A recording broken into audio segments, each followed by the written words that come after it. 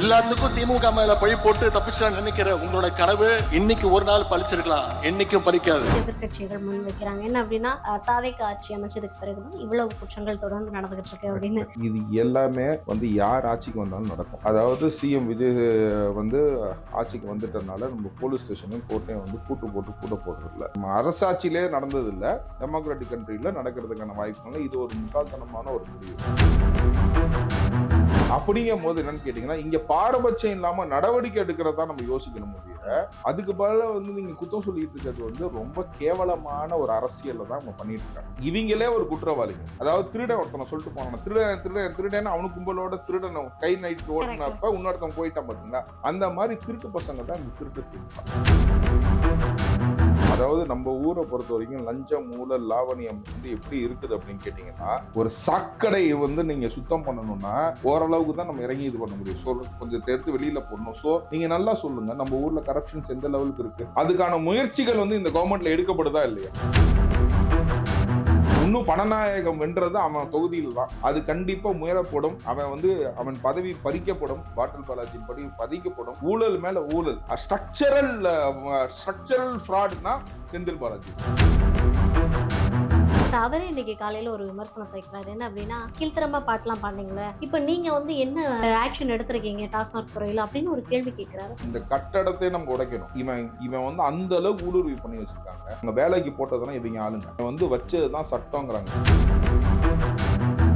இப்ப திமுக அரசு வெளிநடப்பு செஞ்சு சில பில்ஸை பாஸ் பண்ண வைக்கும் அப்படிங்கறத நான் உங்க சேனல் வழியா பதிவு செய்யறேன். இவங்க திருடுறதுக்கு முன்னாடியே பிளான் பண்ணிடுவாங்க. பிறக்கிறதுக்கு முன்னாடியே பிள்ளைக்கு பேர் வைப்பாங்கல்ல, அதே மாதிரி பாத்தீங்கன்னா இவங்க நெக்ஸ்ட் எப்படி திருடலாம், எப்படி சுரண்டலாம், இந்த வியாபாரத்தை இவங்க செய்வாங்க. இவங்க வெளிநடப்பு செஞ்சனாலதான் இந்த பில்லு பாஸ் ஆச்சு அப்படின்ற ஒரு சிச்சுவேஷன் ரைஸ் ஆச்சுன்னா அதுக்கு முழு காரணம் இந்த துரோகிகள் மட்டுமே தான்.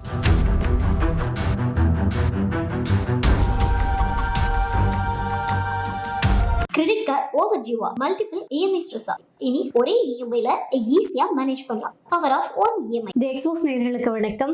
நான் ரவீனா. இன்றைய நேர்காணலில் நம்மோட இருந்திருக்கக்கூடிய சிறப்பு விருந்தினர் அட்வொகேட் சதீஷ் சார் தான் இருக்காங்க. ஸோ இன்னைக்கு அரசியல் களம் தமிழகத்துல பல்வேறு திருப்பங்களோட பல்வேறு எதிர்பார்க்காத நிகழ்வுகள் தொடர்ந்து நடந்துகிட்டே இருக்கு. ஸோ இதுக்கு பின்னாடி சட்டம் ஒழுங்கு பிரச்சனையும் ஒரு முக்கிய காரணமா இன்னைக்கு முன்வைக்கப்படுது. இது சார்ந்த நிறைய கேள்விகளை கேட்டு தெரிஞ்சுக்கலாம். வாங்க சார். வணக்கம். வணக்கம். எப்படி சார் இருக்கீங்க? நல்லா இருக்கேன். Super sir, super. இப்போ நீங்க பார்த்திருப்பீங்க, தாவேக்கா ஆட்சி அமைந்த பிறகு பல்வேறு குற்ற சம்பவங்கள் தொடர்ந்து நடந்துட்டே இருக்கு. சோ இதுக்கு பின்னாடி ஒரே ஒரு விஷயம் தான் எதிர்கட்சிகள் முன் வைக்கிறாங்க. என்ன அப்படின்னா, தாவேக்கா ஆட்சி அமைச்சதுக்கு பிறகுதான் இவ்வளவு குற்றங்கள் தொடர்ந்து நடந்துகிட்டு இருக்கு அப்படின்னு. அஸ் அட்வொகேட்டா உங்களுடைய பார்வை எப்படி இருக்குது? நான் முன்னாடியே இதை நான் பதிவு செஞ்சிருக்கேன்.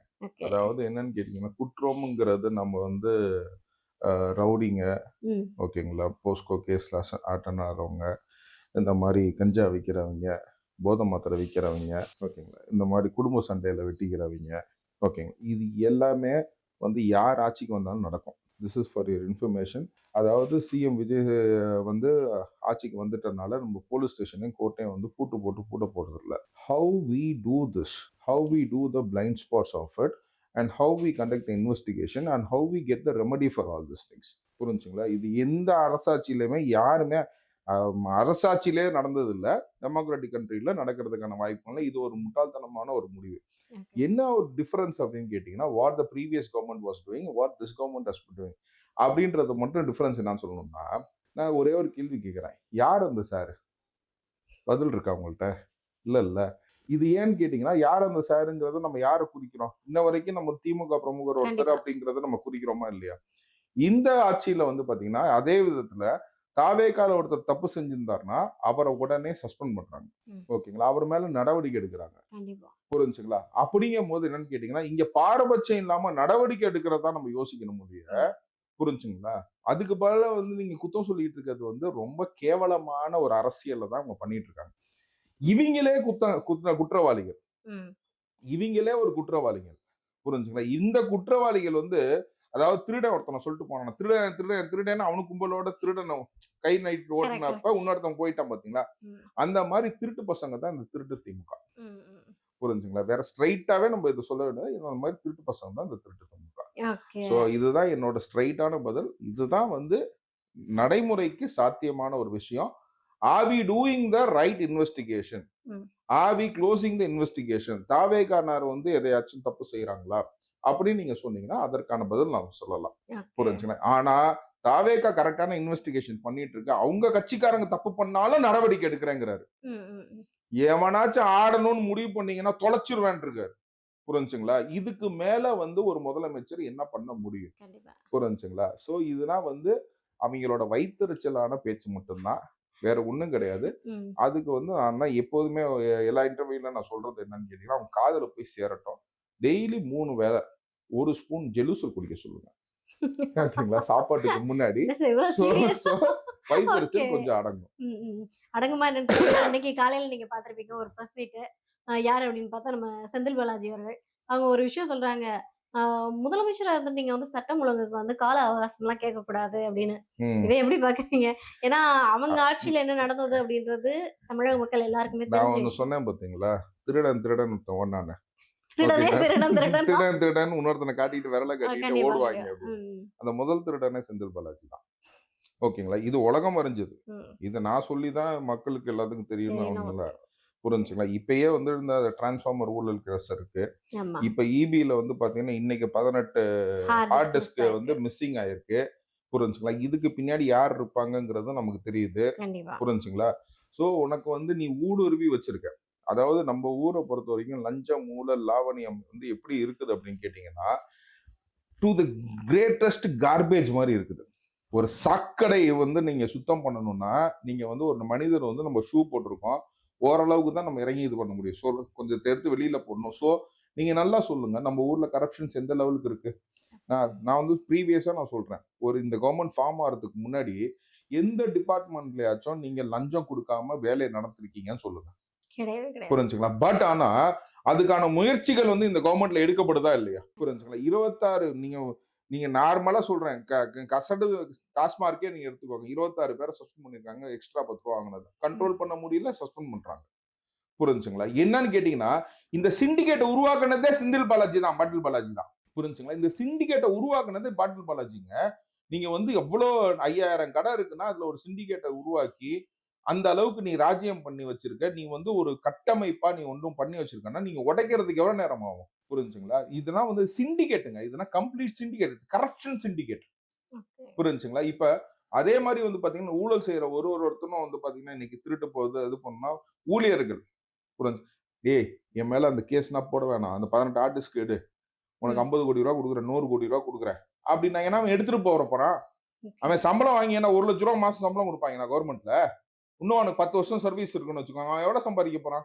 2 கோடி ரூபா சம்பாதிப்பானா? அவனுக்கு வந்து 50 கோடி ரூபா கொடுக்குற, 100 கோடி ரூபா கொடுக்குற, அவன் பையனை வந்து ஃபாரின்ல செட்டில் பண்றான்னா அவன் என்ன செய்வான்? இதெல்லாம் ரொம்ப ஈஸிங்க. நல்லா யோசிச்சு பாருங்க. ஒரு ஓட்டுக்கு 2000 இருந்து 25,000 வரைக்கும் கொடுத்தார். நம்ம எல்லாம் பார்த்திருக்கோம். we are witness to this all these things. we are all witness to this election. நீ இவ்வளவு கொடுத்து நீ இவ்வளவு பண்றனா 2000 இருந்து 25,000 கொடுத்தனா ஓரளவு ரெண்டு கட்சியும் சேர்த்து வந்து பாத்தீங்கன்னா 50,000 கோடி ரூபாய் நீ பணம் மட்டும் முன்னாடி நாள் சிவி விட்டுருக்க. இவ்வளவு பெரிய ஊழல்வாதிகளுக்கு இந்த மாதிரி ஊழல் செய்யறதும் இந்த மாதிரி பிரச்சனை பண்றதும் எவ்வளவு பெரிய ஒரு கேடுன்றது யோசிச்சு பாருங்க. இதுல வந்து என்னன்னு கேட்டீங்கன்னா கரப்ஷனுங்கிறது வந்து நம்ம வந்து டவுன் கிரவுடர் வரைக்கும் இருக்குது. டாஸ்மாக்ல 10 ரூபா வாங்குறவன் வரைக்கும் கரப்ஷன் தான் பாத்துக்கோங்க. டெம்பரவரி ஒரு ஊழியன், புரிஞ்சுங்களா, கன்சாலிடேட்டட் பேர்ல இருக்கிற ஒரு ஊழியன், அந்த ஊழியனுக்கு கூட வந்து லஞ்சம் வாங்குற அளவுக்கு ஆத்தென்டிக்கா லஞ்சம் வாங்குறான் பாருங்க. அந்த உரிமையை இந்த கவர்மெண்ட் அந்த அளவுக்கு பிரஷரைஸ் பண்ணி வச்சிருக்கு. அப்படிங்கும் போது நீங்க எந்த கவர்மெண்ட் உத்தியோகத்துல நீங்க வந்து என்னத்த பேச முடியும்? சோ இது ஸ்டெயின்னா நம்ம ரிமூவ் பண்ணலாங்க. ஓகேங்களா? இவங்க அந்த ஸ்டெயின் மேல ஸ்டெயின் ஆகி இதுவே ஒரு செவுரா நிக்குது. Stains is like a block of wall. இதை நீங்க உடைச்சு தான் எடுக்கணும். இதை தொடச்சு எடுக்க முடியாது. இதை உடைச்சு தான் எடுக்க முடியும். அப்படிங்கும் போது எல்லாத்துக்குமே வந்து கவர்மெண்ட் வந்து நல்லா பண்ணிட்டு இருக்காங்களா அப்படின்னு நீங்க பாத்தீங்கன்னா 100% நல்லா பண்ணிட்டு இருக்காங்க. they are giving their 120%. I'm just telling 200% of their efforts to it. நீங்க நல்லா யோசிச்சு பாருங்க. செக்ரட்டரியேட்ல ஒரு முதலமைச்சர் சொல்றாரு, 10 மணிக்கு ஐஏஎஸ் ஆபீசர் யாரா இருந்தாலும் சரி வரணும், தம் பிரிண்ட் வச்சிருவாங்க. அதுக்கு முதலமைச்சர் என்ன சொல்லுவாரு? அவர் என்ன சொல்லுவார்? நீங்க வரணும்னு சொல்லல, நான் 8:50 இருந்து 9:50 நான் வந்துருவேன், நீங்க 10 மணிக்கு வந்தா போதும்னு ஒரு முதலமைச்சர் சொல்றாரு. Yes. நான் வந்து 850ல இருந்து என்ன பிகாஸ் he ம். comes pair to it. ஒரு Okay. 850கே வர பழக்கம் இருக்கிறதுனால 850ல இருந்து 950க்குள்ள நான் வந்துருவேன். ம். நீங்கன்னா 10 மணிக்கு வந்தா போதும்னு ஒரு முதலமைச்சர் சொல்றாரு. இன்னைக்கு நல்லா யோசிச்சு பாருங்க. You just go and take an interview. முடிச்ச உடனே நேரா போய் நீங்க செக்ரட்டரியேட் வாசல்ல எப்படி இருக்கிறாங்கன்னு மட்டும் பாருங்க. People are active. இப்ப விட்டுருங்கங்க. இப்ப ஆபீஸ் டைமிங் தே ஆர் ஆக்டிவ்னு சொல்லுங்கங்க. நீங்க ஈவினிங் 6 மணிக்கு போங்கங்க. They are ஆக்டிவ்ங்க. Okay. ஈவினிங் 6 மணிக்கு போங்கங்க. எனக்கு தெரிஞ்ச அமைச்சர்கள்லாம் 8 மணி 9 மணி வரைக்கும் செக்ரட்டரியேட்ல உட்கார்ந்து வேலை பார்த்துட்டு இருக்காங்க. இப்ப நம்ம முதலமைச்சர் வந்து he leaves office by 4 o'clock or 5 o'clock and after that அவர் வீட்டுக்கு போறது கிடையாது. Okay. புரிஞ்சுங்களா? அவர் ஃபோர்ஸ் ஓவர் ஸ்டேட் போயிட்டு பாக்கி இருக்க அவர் டிக்டேஷன் பண்ண ஃபைல்ஸ் எல்லாம் அங்க வர வச்சு அதையும் உட்காந்து அவ்வளவு தூரம் நம்ம வீட்டுக்கு வரைக்கும் அவங்க வர வேணாம்னு சொல்லி அவரை அங்க உட்காந்து மத்த கன்சல்டேஷன் தான் பண்ணிட்டு அங்க எல்லா சைனிங்கும் போயிட்டு இப்ப நம்ம ஆபீஸ் வழியா தான் பாத்தீங்கன்னா 8 o'clock அவர் பாஸ் ஆறாரு வீட்டுக்கு. Okay. புரிஞ்சுங்களா? It is a regular thing which is happening. ரெகுலரா வந்து இந்த டைமிங்க்கு தான் போறாரு, இந்த டைமிங்க்கு தான் வராரு. நம்ம இங்க இருந்து நம்ம ஆபீஸ்ல இருந்து பக்கத்துல தான் அவரு இடம்ன்றதுனால இது பாஸ் பண்ணி தான் அவர் போறாரு. Okay. Okay. சரிங்களா? This is the scenario which is happening. இந்த மாதிரி செக்ரட்டரியேட்ல யாராச்சும் வேலை பார்த்திருக்காங்களா என்னன்னு தெரியுமா? புரிஞ்சுங்களா? அதாவது இந்த இந்த எவ்வளவு ஒருத்தர் ஃபோர்ஸா இருக்கிற எவ்வளவு வேலை செய்யறாங்க அப்படிங்கிறதுக்கு இந்த திருட்டு பயல்கள் தான் இந்த மாதிரி திருடன் சொல்லிட்டு போயிட்டு இருக்காங்க. இவன் எல்லாம் திருடன் இல்லைன்னு மட்டும் சொல்லுங்க. மக்களை நீங்க சொல்லுங்க இவனா திருடன் இல்லைன்னு சொல்லுங்க. ஓட்டுக்கு இவன் எவ்வளவு கொடுத்த எப்படி ஜெயிச்சான் அப்படிங்கிறது 100% எல்லாத்துக்கும் தெரியும். இன்னும் பணநாயகம் வென்றது அவன் தொகுதியில் தான். அது கண்டிப்பா முயறப்படும். அவன் பதவி பறிக்கப்படும். பாட்டில் பாலாஜியின் படி பதிக்கப்படும். ஊழல் மேல ஊழல். அவன் வந்து ஸ்ட்ரக்சரல் ஃப்ராட்னா செந்தில் பாலாஜி தான். சரி, நீங்க தொடர்ந்து பேசும்போது பாட்டிலுக்கு பத்ரோ வாங்கினாரு, பாட்டில் பாலாஜின்றீங்க. பட் அவரே இன்னைக்கு காலையில ஒரு விமர்சனத்தை வைக்கிறாரு. என்ன அப்படின்னா, நீங்க வந்து பாட்டெல்லாம் பாடுனீங்களே, ஒரு கீழ்த்தரமா பாட்டெல்லாம் பாடுனீங்களே, இப்ப நீங்க வந்து என்ன இது எடுத்திருக்கீங்க, ஒரு ஆக்ஷன் எடுத்திருக்கீங்க டாஸ்மாக் துறையில அப்படின்னு ஒரு கேள்வி கேட்கிறாரு. அவருக்கு தெரியலன்னு நினைக்கிறேன். அவருக்கு தெரியல. நான் தான் சொன்ன பதில் தான் அவருக்கு ஆன்சர்ன்றது அவருக்கு தெரியல. புரிஞ்சுங்களா? என்ன அதுதான் இந்த ஸ்ட்ரக்சருங்கிறது. இந்த கட்டடத்தை நம்ம உடைக்கணும். புரிஞ்சுங்களா? இவன் வந்து அந்த அளவுக்கு ஊடுருவி பண்ணி வச்சிருக்காங்க. அங்க வேலைக்கு போட்டதுன்னா இவங்க ஆளுங்க.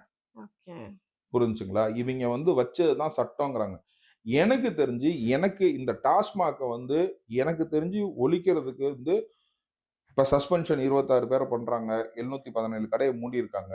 இதனால என்னன்னு கேட்டீங்கன்னா ஆல் ஆஃப் த சடன் ஒரு 3 மாசத்துல புரிஞ்சுங்களா டெண்டர்னு போட்டு டெண்டர் நோட்டிபிகேஷன் ஸ்கூல் பக்கத்துல இருக்கக்கூடாது, காலேஜ் பக்கத்துல இருக்காது, பள்ளிக்கூடம் பக்கத்துல இருக்கக்கூடாது, ஹாஸ்பிட்டல் பக்கத்துல இருக்கக்கூடாது, பஸ் ஸ்டாண்ட் பக்கத்துல இருக்கக்கூடாது. அந்த மாதிரி ரூல்ஸ் ஒன்று ஃப்ரேம் பண்ணி நீ ஒரு கடையை காட்டி ஏலத்தை எடு. பழைய மாதிரி உடைச்சாதான் வந்து இந்த டாஸ்மாக்கை உடைக்க முடியும். To be very very frank புரிஞ்சுங்களா இந்த டாஸ்மாக்கை உடைக்க முடியும். இப்படி ஒட்டுமொத்தமா வந்து டாஸ்மாக் ஊழியர்களும் இதை வந்து மொத்தமா உடைச்சாங்கன்னா தான் இது உடைக்க முடியும். அந்த அளவுக்கு வந்து பாத்தீங்கன்னா இது ஒரு ஸ்ட்ரக்சரல் ஃப்ராடு. இதுதான் கார்ட்டல் பிசினஸ்ம்பாங்க. நீங்க பாத்துருக்கீங்களா இந்த ஃபாரின் படத்துல கார்ட்டல்? ஓகேங்களா? கட்டமைப்பா இருப்பாங்க. புரிஞ்சுங்களா? அது கேங்ஸ்டர் கிடையாது. என் ஏரியா இது உன் ஏரியா இது அப்படின்னு சொல்லிட்டு ஒரு ஒத்துமையா இருப்பாங்க. இவன் ட்ரக் லார்டா இருப்பான், அங்க ட்ரக் லார்டா இருப்பான். அதான் கார்ட்டல் பிசினஸ். இந்த தமிழ்நாடு கார்ட்டல் தான் வந்து பாட்டில் பாலாஜி. தமிழ்நாடோட கார்ட்டல் தான் வந்து பாட்டில் பாலாஜி. இதை நான் வந்து உண்மையா பதிவு செய்யறேன். இன்னைக்கு திருட்டு வரைக்கும் வந்துட்டான். இன்னைக்கு 18 இது ஏன்னு கேட்டீங்கன்னா அது எடுக்கிறதுனால இல்ல அது எடுக்கிறதுனால யாருக்கு லாபம்? நீங்க யாருக்கு யோசிக்கணும்? This what you have to suspect. First suspect யாரு? இந்த பாட்டில் பாலாஜி. இந்த திருட்டு பையன் தான். புரிஞ்சுங்களா? திருடன் தாங்க சொல்ல முடியும். ஓகேங்களா? என்ன இப்பயும் ஈபி நீ பஸ் கண்டக்டர் வேலை வாங்கி தர, அது வாங்கி தரேன்னு எல்லாத்தையும் ஏமாத்தின. ஏற்கனவே ஊழல். இது நீ தொடர்ந்து உன் ஊழல் தானே பண்ணிட்டு இருக்க. டாஸ்மாக் நீ தான் ஊழல், ஈபி நீ தான் ஊழல். எல்லா இடத்துலயுமே வந்து பாத்தீங்கன்னா he has become a big cartel in Tamil Nadu. அவன் வந்து கேன்சர் ஆஃப் தமிழ்நாடு செந்தில் பாலாஜி. மக்களை வர தேர்ந்தெடுத்துட்டாங்களே, அதுவே ஒரு பெரிய இல்ல அதே அந்த மக்கள் வந்து அனலைஸ் பண்ணுவாங்க. ஏன்னு கேட்டீங்கன்னா இந்த 10,000 ரூபாய்க்கு விலை போயிட்டோமே அப்படின்னு நினைச்சாங்கன்னா கண்டிப்பா அதை வந்து ரியலைஸ் பண்ணுவாங்க. கண்டிப்பா. நீங்க அதுக்கப்புறம் இன்னைக்கு ஒரு நியூஸ் பார்த்திருப்பீங்கன்னு நினைக்கிறேன். அனிதா ராதாகிருஷ்ணன் அவர்களுக்கு வந்து அமலாக்கத்துறை வந்து விசாரணை பண்ணணும் அப்படின்னு சொல்லி தமிழக அரசு கிட்ட வந்து சம்மன் கேட்டிருக்காங்க. சோ இது எப்படி சார் அடுத்த கட்டம் எல்லா அமைச்சர்களுக்கும் போகும் அப்படின்னு எடுத்துக்கலாமா? முன்னாள் அமைச்சர்கள் வந்து ஆமா. கண்டிப்பாக வந்து யாரா இருந்தாலுமே வந்து சட்டத்தின் பிடியில் இருப்பார்கள் அப்படின்றதா. இதுல வந்து தமிழக அரசு வந்து கவனமா ஹேண்டில் பண்றது ஒரு விஷயம் என்னன்னு கேட்டீங்கன்னா, okay. They have to look on to the இன்னும் நீங்க ப்ராப்பரா வந்து பாத்தீங்கன்னா, this is the first time government அப்படின்றதுனால பாத்தீங்கன்னா, கண்டிப்பா. எங்க ஜுடிஷியரியில கூட வந்து பாத்தீங்கன்னா டெம்பரவரி லீகல் ஆஃபீஸர்ஸ் தான் அப்பாயிண்ட் பண்ணியிருக்காங்க. ஓகே. ஓகேங்களா? தட் இஸ் இப்போ நம்ம வந்து ஏஜி, அதுக்கப்புறம் ஜிபி கவர்மெண்ட் ப்ரீடர், அதுக்கப்புறம் அடிஷனல் கவர்மெண்ட் ப்ரீடர், அதுக்கப்புறம் கவர்மெண்ட் அட்வொகேட்ஸ், அதே மாதிரி பிபி சைடில் ஸ்டேட் பப்ளிக் ப்ராசிக்யூட்டர், கீழே அடிஷனல் ஏபிபி, அது கீழே வந்து கவர்மெண்ட் அட்வொகேட், கிரிமினல் சைடு அப்படின்னு சொல்லிட்டு இந்த மாதிரி நிறைய பதவிகள் இருக்கு. ஓகே. இது எல்லாருமே கோர்ட் சைடில் கவர்மெண்ட்டுக்காக ரெப்ரசென்ட் பண்ணுறவங்க. இது எல்லாமே டெம்பரவரி பேசிஸில் தான் இப்போ வந்து எல்லாத்தையும் வந்து அப்பாயிண்ட் பண்ணியிருக்காங்க. இன்னும் நோட்டிஃபிகேஷன் கொஞ்சம் கொஞ்சமாக தான் வந்துட்டு இருக்கு. ஓகே. ஸோ ஜுடிஷியரியாவும் வந்து பார்த்தீங்கன்னா தே ஹாவ் டு ஸ்ட்ரென்தன். ஓகேங்களா? ஏன்னு கேட்டிங்கன்னா இவங்க முன்னாடி அவங்க கவர்மெண்ட் வந்தோடனே அவங்க வக்கீலை தூக்கி உடனே போடுவாங்க. As this is the first time government அப்படிங்கும்போது வந்து பார்த்தீங்கன்னா they want to put the right and honest people over there. அப்படிங்கும்போது அவங்க கொஞ்சம் இன்டர்வியூஸ் இதெல்லாம் வச்சுட்டு மெரிட் பேசிஸில் வந்து நல்லா டிஸ்கஸ் பண்ணி எடுக்கிறாங்க. ஸோ அந்த மாதிரி எல்லாம் செட்டப் ஆகிறதுக்கு கொஞ்சம் இந்த ஜூன் 30க்குள்ளே இது செட்டப் ஆயிரும்னு சொல்லியிருக்காங்க. ப்ராப்ளி ஆஃப்டர் தட் வந்து பார்த்தீங்கன்னா ஆஃப்டர் த அப்பாயின்மெண்ட் ஆஃப் சோன் லீகல் கன்சல்டேஷனோட வந்து பார்த்தீங்கன்னா ப்ராப்பரான முடிவு வந்து கவர்மெண்ட் எடுக்கும் அப்படின்னு சொல்லிட்டு சார் இப்போ ஒருவேளை வந்து இப்போ நம்ம பேசிட்டு இருந்தோம்ல இப்போ ஒருவேளை அமலாக்கத்துறை அவங்கள்ட்ட நாங்கள் ரைட் நடத்துறதுக்கு அனுமதி கேட்டு தமிழக அரசுகிட்ட வந்து கடிதம் கொடுத்துருக்காங்க.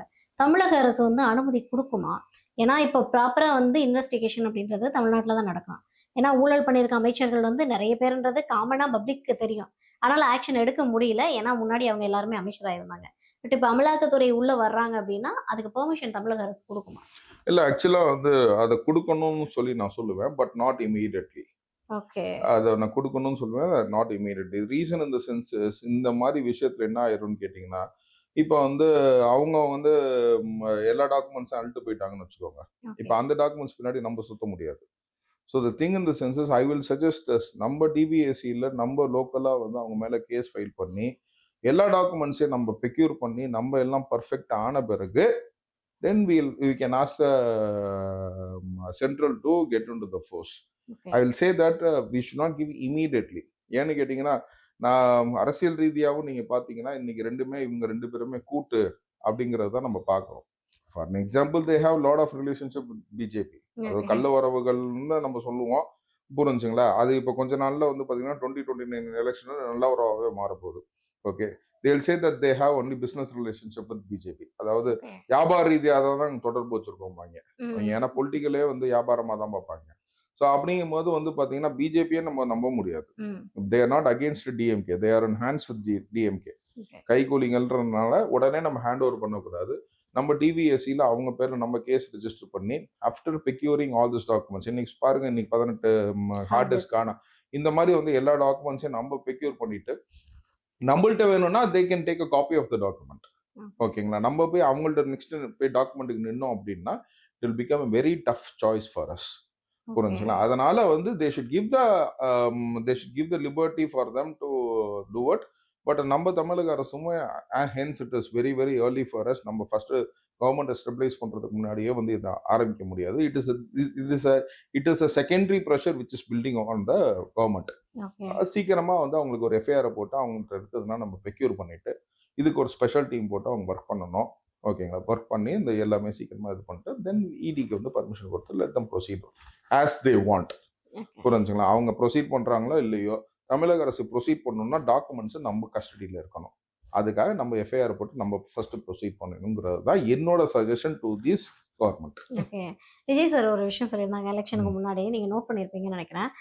என்ன அப்படின்னா ஒருவேளை டிஎம்கே தோத்தது அப்படின்னா எல்லாருமே வந்து பாஜக கிட்ட போயிட்டு சரணடைஞ்சிருவாங்க, எல்லாரும் டெல்லியை நோக்கி பயணமா போவாங்க அப்படின்னு.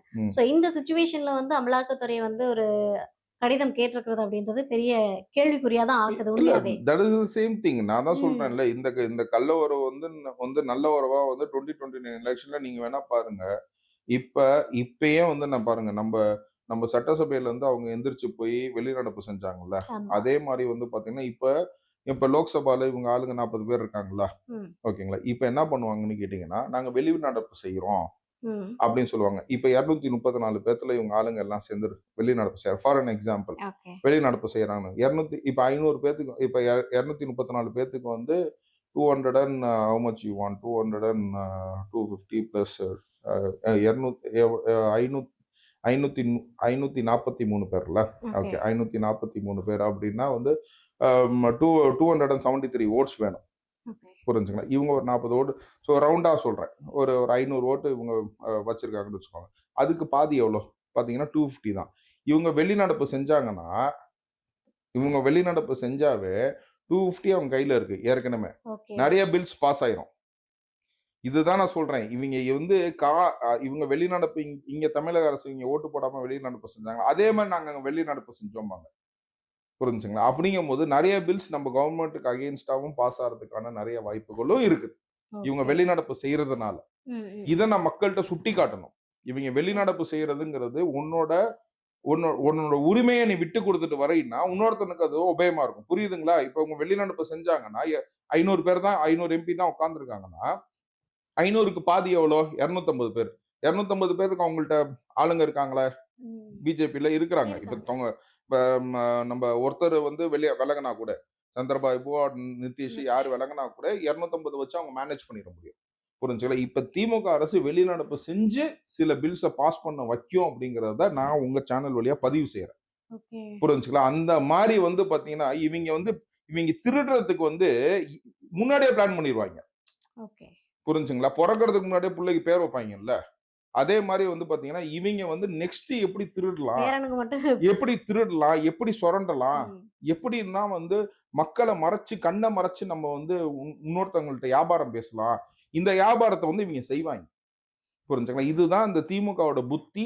இது நாளைக்கு நடக்கும் பாருங்க. இது நீங்க ரெக்கார்ட் பண்ணி வச்சுக்கோங்க. நாளைக்கு எடுத்து நான் முன்னாடியே வந்து ஆரோக்கிய சதீஷ் அட்வொகேட் இது சொன்னாப்ல, இவங்க வெளிநடப்பு செஞ்சனாலதான் இந்த பில்லு பாஸ் ஆச்சு ஓகே. அப்படின்ற ஒரு சிச்சுவேஷன் ரைஸ் ஆச்சுன்னா அதுக்கு முழு காரணம் இந்த துரோகிகள் மட்டுமே தான். ஓகே. புரிஞ்சுங்களா. சோ அதனால வந்து இப்ப திமுகவே நம்ம நம்ப முடியாது, பாஜகவே நம்ப முடியாது.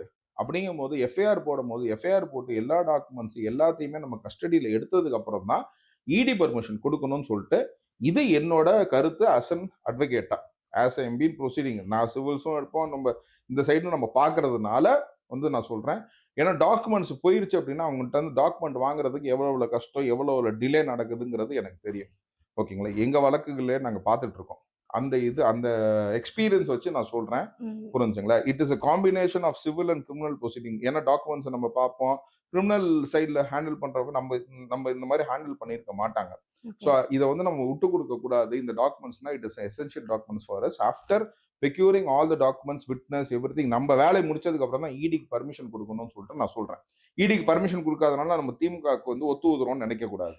புரிஞ்சுங்களா. எதுக்காக நம்ம இடிக்கு பர்மிஷன் கொடுக்கணும், அவன் டாக்குமெண்ட் தூக்கிட்டு போயிட்டானா நம்ம வந்து ரோட்ல நிக்க வேண்டியதுதான். கண்டிப்பா. அதுக்காக வந்து after securing all this documents, after அக்யூஸ்டுக்கு மேல எல்லா எவிடன்ஸும் கலெக்ட் பண்ணதுக்கு அப்புறம் இடிக்கு நீங்க பர்மிஷன் கொடுக்கணும். எவிடன்ஸை அப்படிதான் கலெக்ட் சொல்லுவேன். பண்றதுக்குள்ள தான் நாங்க திருடிட்டு போயிடுறோமே. நீங்க வேற. அதுதான் பாருங்க.